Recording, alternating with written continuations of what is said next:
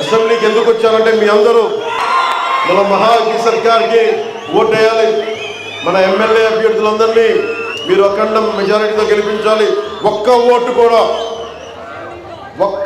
కూడా బయటకు వెళ్ళకూడదు. మొత్తం మన మహాయుతి కూటమికి దక్కాలి. ఒక్కసారి ఈ 10 సంవత్సరాలు మనం 2014 నుంచి ఇప్పటిదాకా ఒకసారి వెనక్కి చూసుకుంటే భారతదేశం ఎలా అభివృద్ధి అయిందో మనకు తెలుస్తుంది.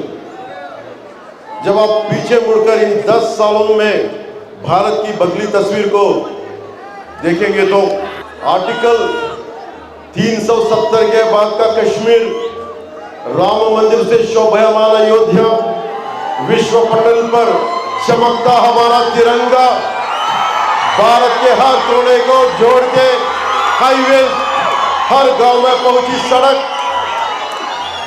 10 సంవత్సరాల క్రితం ఎక్కడుంది మనకి? ఇదే కశ్మీర్కి వెళ్తే మనం పరాయి వాళ్ళ చూసేవాళ్ళు. మేము భారతదేశంలో మేము అంతర్భాగం కాదు అనేవాడు. కానీ నరేంద్ర మోదీ గారు వచ్చాక, అమిత్ షా గారు గృహమంత్రిగా ఉన్న సమయంలో ఆర్టికల్ 370ని రద్దు చేసి తిరిగి మన కాశ్మీర్ని మనం కలుపుకున్నాం. కేరళ నుంచి శంకరాచార్య 4 శంకర పీఠాలని దేశం మొత్తం స్థాపిస్తుంది కశ్మీర్లో.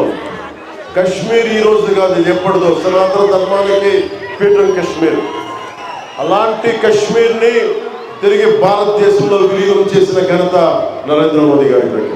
ऐसे न जाने कितने कार्य किए गए हैं और किए जा रहे हैं, जो महाराष्ट्र को 2028 तक $1 ट्रिलियन की अर्थव्यवस्था बनाएंगे और महाराष्ट्र भारत को $5 ट्रिलियन के साथ विश्व की तीसरी सबसे बड़ी अर्थव्यवस्था बनने में महत्वपूर्ण योगदान देगा.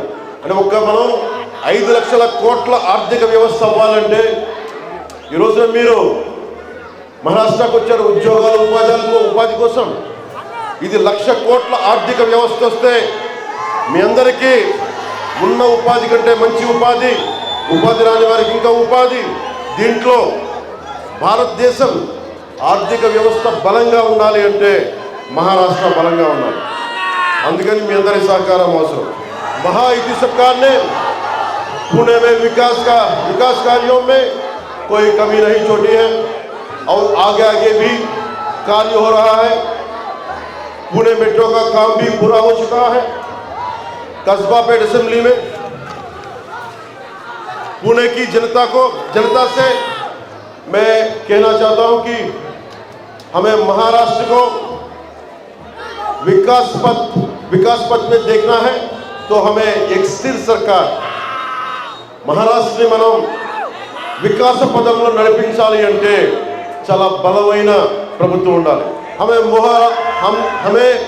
महाराष्ट्र को विकास पथ पे देखना है तो हमें एक स्थिर सरकार जो कि महाराष्ट्र को और पूरे देश को एक साथ लेके चल सके, ऐसी सरकार के साथ खड़े होना है.